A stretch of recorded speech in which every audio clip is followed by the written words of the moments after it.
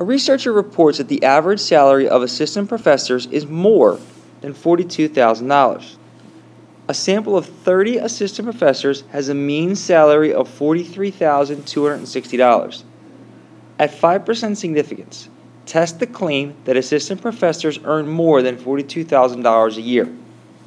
The standard deviation of the population is $5,230.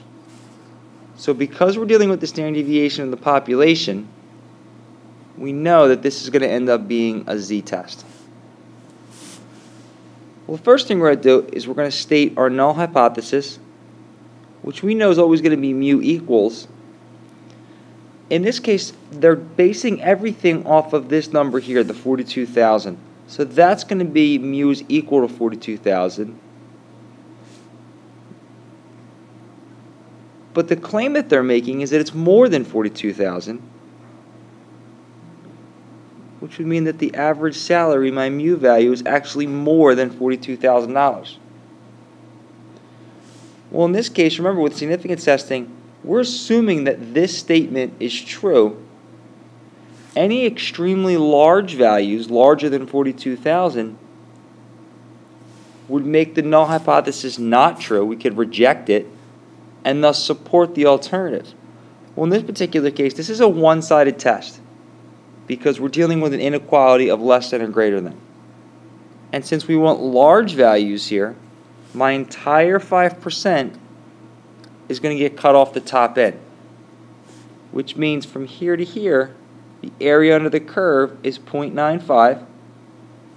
I use my inverse norm, and I'm going to find a critical value of 1.64. That's going to separate my non-critical from my critical region. The claim here is that the professors make more than $42,000. So that's what we're going to be testing in a second. In this case, that's the alternative hypothesis. Remember, we always test the null. So for us to be able to support this claim, we're going to have to reject the null hypothesis. I'm going to go get my test statistic.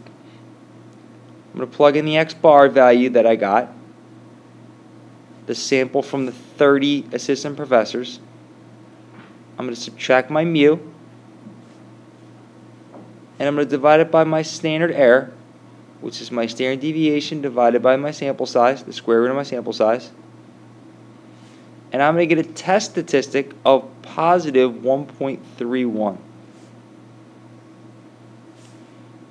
which is going to fall just slightly shy of that 1.64 critical. So this is going to end up falling in the non-critical region. So that being said, we're going to fail to reject the null. Remember, we're always testing the null. So since we fail to reject it, mu might actually be $42,000. The professors might actually make $42,000. So because there's not enough information here, this $43,260 is not significantly higher than the $42,000. This information does not support the idea that the professors earn more than $42,000. Because it's in the non-critical region, it does not support this idea. Because we were not able to reject the null, we could not support